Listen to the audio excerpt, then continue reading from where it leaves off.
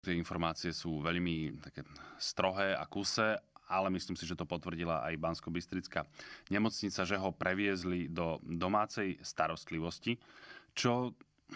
ma zaujalo z viacerých dôvodov, lebo vieš, ešte donedávna nám hovorili, že vlastne bojuje o holý život a teraz a že vlastne je nemožný prevoz do Bratislavy a teraz povedia, že nie len, že ho teda previezli, ale rovno domov, čo ja samozrejme neviem odborne vyhodnotiť, do akej miery je to rozumné a tak, ale opäť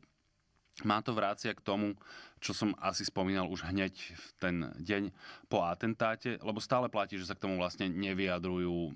jeho ošetrujúci lekári a podobne. Rozpráva v ich mene Robert Kaliňák najčastejšie, občas k tomu niečo povie akože oficiálne nemocnica, ale to je opäť ako keby, že politickí predstavitelia v zmysle taký oficiálny tej nemocnice, čo je podľa mňa niečo iné, ako keby o tom rozprávali ľudia, ktorí jeho zdravotnému stavu naozaj rozumejú. Čiže stále zostáva to podozrenie, že, a rozmýšľam, ako to citlivo povedať, že politicky nejakým spôsobom môžu ovplyvňovať, akým spôsobom nám informácie o zdravotnom stave a celkovo položení pána premiéra podávajú.